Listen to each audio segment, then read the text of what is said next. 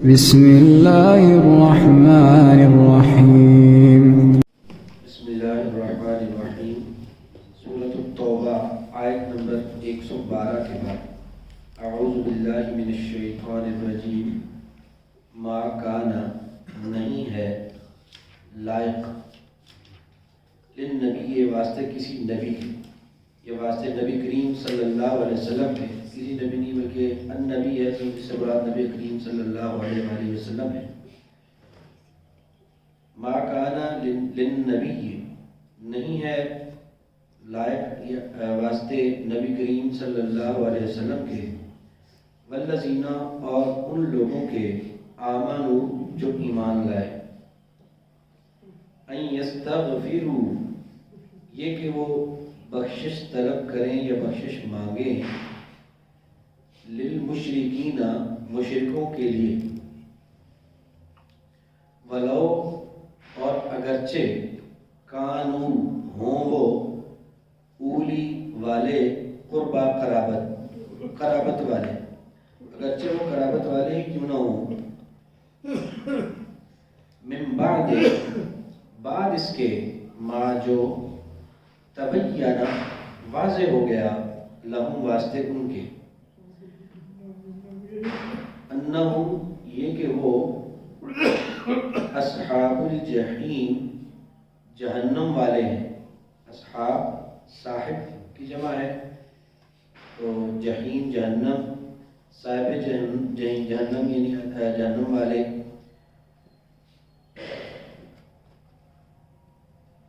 نبی کریم صلی اللہ علیہ وسلم کے چچا ابو طالب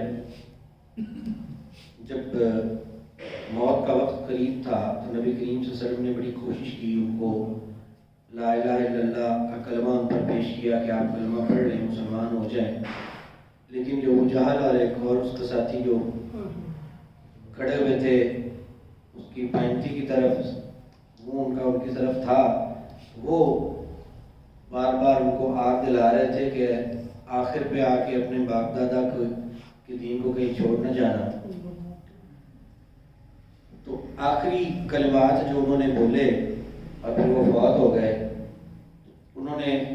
یہ لفظ بولے کہ وعلی ملت عبد المطلب، یعنی میں عبد المطلب کے طریقے پر مر رہا ہوں، مطلب یہ کہ انہوں نے اپنے باپ دادا کا جو دین تھا اس کو نہ چھوڑا، نبی کریم صلی اللہ علیہ وسلم کا جو کلمہ تھا اس کو قبول نہ کیا، تو فوت ہو گئے۔ لیکن نبی کریم صلی اللہ علیہ وآلہ وسلم نے فرمایا کہ میں آپ کے لیے بخشش مانگتا رہوں گا اللہ تعالیٰ سے جب تک کہ مجھے روک نہ دیا جائے۔ یعنی باوجود اس کے کہ آپ نے کلمہ نہیں پڑھا، لیکن کیونکہ انہوں نے بہت احسانات کیے تھے نبی کریم صلی اللہ علیہ وسلم پر، دادا عبد المطلب کے چلے جانے کے بعد جو کفالت بھی انہوں نے کی، سوالہ بھی انہوں نے، کافروں کے خلاف بہت زیادہ مزاحمت بھی انہوں نے کی نبی کریم صلی اللہ علیہ وسلم کے تحفظ کے لیے، تو ایک باپ کی طرح انہوں نے سنبھالا تھا۔ اسی ان کی شفقت کی بنا پر نبی کریم صلی اللہ علیہ وسلم کی بھی شدید خواہش تھی کہ وہ کلمہ پڑھ لیں، مسلمان ہو جائیں، لیکن جب وہ اسی طرح سے دنیا سے رخصت ہوئے تو آپ نے اپنے دل میں جو تکلیف تھی اس کا ازالہ کرنے کے لیے اپنے آپ کو یہ بات سمجھائی بھی، آپ نے کہا کہ میں پھر بھی آپ کے لیے بخشش کی دعا کروں گا جب تک کہ میں اس سے روک نہ دیا جاؤں۔ مسلم شریف کی یہ روایت ہے کہ اس موقع پر پھر اللہ تعالیٰ نے یہ آیا مبارکہ نازل فرما دی کہ نبی کریم صلی اللہ علیہ وسلم کو بھی یہ زیب نہیں دیتا، آپ کے لیے بھی یہ شایان شان نہیں ہے، اور ایمانداروں کے لیے بھی یہ شایان شان نہیں ہے کہ وہ مشرکین کے لیے بخشش مانگے، ولو کانوا اولی قربا، اور اگرچہ ہوں وہ قرابت والے، رشتہ دار ہی کیوں نہ ہو، پھر بھی ان کے لیے ان کو یہ زیب نہیں دیتا، اور خاص طور پر اس صورت میں کہ من بعد ما تبین لہم، بعد اس کے کہ واضح ہو گیا ان کے لیے کہ انہم اصحاب الجحیم، کہ وہ جہنم والے ہیں، تو اس لیے آپ کو جب منع کر دیا گیا تو اس پر بھی آپ کو کافی صدمہ پہنچا۔ پھر اللہ تعالیٰ نے وہ دوسری آیت مبارکہ نازل فرمائی کہ اعوذ باللہ من الشیطان الرجیم انک لا تہدی من احببت، کہ بے شک آپ جسے پسند کریں آپ اس کو ہدایت نہیں دے سکتے، آپ رنجیدہ تو ہیں، آپ کی خواہش تھی لیکن ان کی قسمت، ان کا نصیب کہ انہوں نے نہیں، اگر وہ ہدایت پر آئے تو آپ کے بس کی بات نہیں تھی، اس پر آپ کو خود سے اپنے آپ کو رنجیدہ کرنے کی ضرورت نہیں ہے۔ تو بہرحال یہ اتنے واضح جو اشارات ہیں، اس کے باوجود بھی آج جو بہت سارے مسلمان جو صرف نبی کریم صلی اللہ علیہ وسلم اور آپ کے خاندان کے ساتھ محبت کے نام پر اس قدر دور نکل جاتے ہیں کہ وہ قرآن پاک کے ان آیات کو کا بھی انکار کرنے لگ جاتے ہیں، اور وہ حدیث مبارکہ جو واضح طور پر صحیح حدیث مبارکہ ہیں، اور یہ مسلم شریف کی روایت ہے جس میں یہ واقعہ بیان ہوا ہے، ان کا بھی وہ انکار کرتے ہیں، بلکہ وہ حضرت ابو طالب کو رضی اللہ تعالیٰ عنہ بھی کہتے ہیں، اور مسلمان اور ایمان ہونے کا دعویٰ ان کے حوالے سے کرتے ہیں، بلکہ جو کہتا ہے کہ وہ مشرک تھے، کافر تھے، اس کو وہ سمجھتے ہیں کہ یہ گستاخ ہے اور اس نے زیادتی کی ہے۔ یہ بڑی عجیب و غریب، بہرحال ہمارے ہاں جہالت جو ہے وہ بہت زیادہ پھیل چکی ہے۔ اگلی آیت میں پھر اللہ تعالیٰ نے فرمایا اعوذ باللہ من الشیطان الرجیم وما کان، اور نہیں تھا استغفار و بخشش مانگنا ابراہیم علیہ السلام کا لأبیہ، لے واسطے اب باپ ہی اس کا، لأبیہ اپنے باپ کے لیے، یعنی نہیں تھا استغفار کرنا یا بخشش مانگنا ابراہیم علیہ السلام کا لأبیہ اپنے باپ کے لیے، الا مگر عن موعدۃ، وعدے کی وجہ سے یا وعدے کے سبب، وعدہ جو وعدہ کیا اس نے، وعدہ کیا اس نے کیا ہو اس سے، جو انہوں نے وعدہ اس سے کیا تھا، اس وعدے کی بنا پر ابراہیم علیہ السلام نے استغفار کیا۔ اصل میں اس حوالے سے جو روایت ہے، علی رضی اللہ تعالیٰ عنہ فرماتے ہیں کہ میں نے ایک شخص کو دیکھا کہ وہ اپنے ماں باپ کے لیے مغفرت کی دعا کر رہا تھا، جبکہ اس کے ماں باپ جو تھے وہ شرک بھی فوت ہوئے تھے، وہ مسلمان فوت نہیں ہوئے تھے۔ تو میں نے اسے کہا کہ اللہ تعالیٰ نے تو منع کر دیا ہے استغفار سے، کہ ایماندار جو ہیں وہ ایسے اپنے چاہے وہ رشتہ دار کیوں نہ ہوں جو شرک پر مرے ہیں، ان مشرکوں کے لیے بخشش نہ مانگیں، اور تو اپنے مشرک ماں باپ کے لیے بخشش مانگ رہا ہے۔ تو اس نے یہ جواب دیا کہ ابراہیم علیہ السلام انہوں نے بھی تو دعا کی تھی اپنے باپ کے لیے جو کہ بت پرست تھا اور مشرک تھا، ابراہیم علیہ السلام کی دعا کا بھی تو ذکر آتا ہے، اگر ابراہیم علیہ السلام دعا کر سکتے ہیں تو پھر ہم کیوں نہیں کر سکتے؟ اس پر اللہ تعالیٰ نے یہ آیت مبارکہ نازل فرمائی کہ ابراہیم علیہ السلام کا ٹھیک ہے کہ انہوں نے دعا کی تھی اور وہ دعا کریں گے بھی قیامت کے دن بھی، وہ اس لیے ہے کہ انہوں نے اپنے باپ سے وعدہ کیا تھا، جب وہ گھر چھوڑ کر جا رہے تھے باپ نے گھر سے نکال دیا شرک کی مذمت کی وجہ سے، لیکن ابراہیم علیہ السلام کیونکہ بہت ہی باادب تھے، اپنے ماں باپ کے بڑے فرمانبردار تھے، تو باپ کے مشرک ہونے کے باوجود بھی اس کے احترام کا تقاضوں کو نہیں بھولے، اور جب باپ نے گھر سے نکال دیا اور گھر سے جاتے ہوئے بھی کہا کہ ابا جی میں آپ کے لیے اللہ تعالیٰ سے بخشش مانگوں گا کہ اللہ تعالیٰ آپ کو معاف فرما دے، تو وہ یہ وعدہ کر کے وہاں سے چلے تھے۔ تو اللہ تعالیٰ فرماتے ہیں کہ ابراہیم علیہ السلام نے اگر دعا کی تھی یا وہ دعا قیامت کے دن بھی کریں گے، وہ حدیث شریف میں آتا ہے کہ نبی کریم صلی اللہ علیہ وسلم کا ارشاد ہے کہ قیامت کے روز بھی ابراہیم علیہ السلام اللہ تعالیٰ سے اپنے باپ کی مغفرت کی دعا کریں گے، کہیں سفارش کریں گے کہ اللہ، بلکہ اس انداز میں کریں گے کہ اللہ یہ تو میرے لیے بڑی سختی ہوگی کہ میرا باپ جو ہے سارے جہان کے لوگ، ساری دنیا میدان حشر میں دیکھ رہی ہو اور میرا باپ جو ہے وہ جہنم میں پھینکا جائے، تو لوگ کیا کہیں گے کہ ابراہیم کا باپ جہنم میں چلا گیا۔ اللہ اکبر۔ تو نبی کریم صلی اللہ علیہ وسلم فرماتے ہیں کہ اللہ تعالیٰ ابراہیم علیہ السلام کو فرمائیں گے کہ اپنے پاؤں میں دیکھو، وہ اپنے پاؤں کی طرف دیکھیں گے تو وہاں ایک گندا مٹی میں لتھڑا ہوا بچو پڑا ہوا ہوگا، یعنی آپ سے فرماتے ہیں کہ اس کے باپ کو، ان کے باپ کو بچو کی شکل دے دی جائے گی، اور اللہ تعالیٰ فرمائیں گے کہ اس کو اٹھا کے جہنم میں پھینک دو، یعنی اس میں اللہ تعالیٰ نے اپنے بندے کی جو سرخی تھی اس کا ازالہ کر دیا کہ میرا بندہ جو ہے وہ یہ محسوس نہ کرے کہ میں تو اللہ کا خلیل ہوں اور لوگ کہیں گے کہ میرا باپ جو ہے وہ جہنم میں چلا گیا ہے۔ تو اللہ تعالیٰ نے ان کی اس سرخی کا ازالہ اس طرح سے کیا کہ ان کے باپ کو بجو کی شکل دے دی اور بجو کو اٹھا کے جو ہے وہ جہنم میں پھینک دیا جائے گا۔ تو یہ حدیث بھی یہ ظاہر کرتی ہے کہ جو مشرک ہے اور شرک پر مرا ہے اس کو کسی ایماندار کی حتیٰ کہ نبی کریم صلی اللہ علیہ وسلم کی بخشش مانگنا بھی اس کو فائدہ نہیں دے سکتا. اور حتیٰ کہ ابراہیم علیہ السلام کا بھی اپنے باپ کو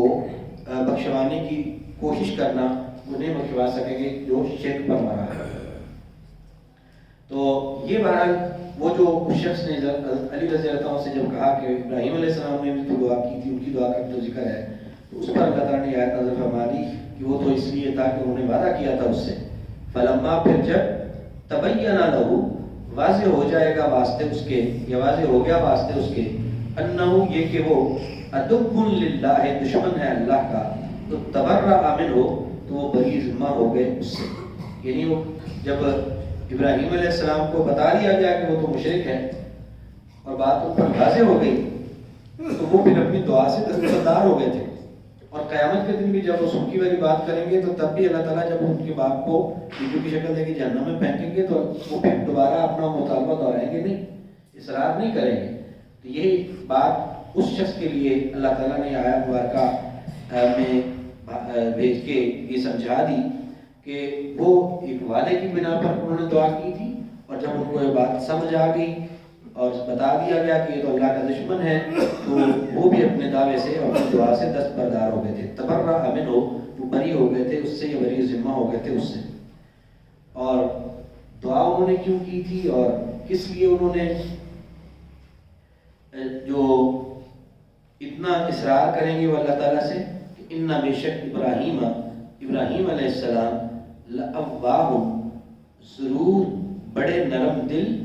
حلیم بردبار تھے. وہ بہت ہی نرم دل آدمی تھے اور بڑے ہی بردبار تھے. اس وجہ سے انہوں نے اپنی اس نرم دلی کی بنا پر اپنے باپ کے لیے بخشش کی دعا کی، ورنہ وہ تو گھر سے نکال رہا تھا. تو ایسا باپ جو آپ کو گھر سے نکال رہا ہو آپ اس کے لیے دعا کریں گے؟ یہ ان کے دل کی نرمی کی بنا پر تھا کہ وہ اپنے باپ کے اتنے نامناسب رویے کے باوجود بھی اس کے ساتھ خیر خواہی کا اظہار کر رہے تھے. وما کان اللہ، اور نہیں ہے اللہ تعالیٰ، لیضل قوما کہ وہ گمراہ کرے کسی قوم کو، بعد اس کے اذ ہداہم جب ہدایت دے دی اس نے، حتیٰ یہاں تک کہ یبینہ وہ واضح کر دے، لہم واسطے ان کے، ما یتقون جس چیز سے وہ بچیں. اب یہ تیسری بات اسی حوالے سے تھی کہ اب صحابہ کو اس بات کے حوالے سے تشویش پیدا ہوئی کہ ہم نے تو بہت سالوں نے اپنے مشرک والدین کے لیے دعائیں کی ہوئی ہیں، یہ تو انہیں اب منع کر دیا گیا ہے کہ نہیں دعا کرنی ان کے لیے، اور ہم میں سے تو پہلے بہت سارے ہم ایمان لانے کے باوجود اپنے مشرک ماں باپ کے لیے یا مشرک عزیزوں کے لیے دعائیں کرتے رہے ہیں. تو اس پر اللہ تعالیٰ نے یہ آیت نازل فرمائی کہ جب تک واضح نہ کرتے اللہ تعالیٰ کہ کس چیز سے بچنا ہے، اس وقت تک اللہ تعالیٰ پھر کسی کو گرفت نہیں کرتا ہے، اللہ تعالیٰ ان کو گمراہ قرار نہیں دیتا ہے جب تک کہ ان پر یہ چیز واضح نہ کر دے کہ انہیں کس سے بچنا ہے. کیا مطلب کہ یہ حکم آنے سے پہلے، منع کیے جانے سے پہلے اگر کسی نے دعائیں کر لی ہیں تو اس پر انہوں نے کوئی نافرمانی نہیں کی، اس لیے کہ ان کو بتایا ہی نہیں گیا تھا ابھی کہ یہ چیز غلط ہے. اب جب حکم آ گیا ہے، بتا دیا گیا ہے، اب جو کرے گا وہ غلط کرے گا. تو آج ہمارے وہ مسلمان بھائی جو اللہ کے ان احکامات کے خلاف ابھی بھی اس بات پر مصر ہیں کہ ہم نے ان کو جن کی موت ایمان پر نہیں ہوئی ان کو ایمان مومن ظاہر کرنا ہے اور ان کو مومن سمجھنا ہے، وہ یقیناً اللہ تعالیٰ کے اس حکم کی خلاف ورزی کر رہے ہیں. نہ صرف اللہ کے حکم کی خلاف ورزی کر رہے ہیں بلکہ جو صحابہ کے سوچ اور طرز عمل سے بھی اس کی بھی مخالفت کر رہے ہیں کہ جب منع کر دیا اللہ تعالیٰ نے تو صحابہ کے ذہن میں یہ بات سوال کا پیدا ہونا کہ ہم نے جو پہلے دعائیں کی ہیں ان کا کیا بنے گا. تو وہ ایمان کی وجہ سے تھا کہ اللہ نے تو منع کر دیا اور ہم نے وہ غلط کیا ہوا تھا، تو جو غلط کیا ہوا تھا اللہ تعالیٰ نے اس کے بارے میں ان کو بتا دیا کہ اس کی کوئی پکڑ نہیں ہے، اس لیے کہ اس وقت یہ حکم آیا نہیں تھا.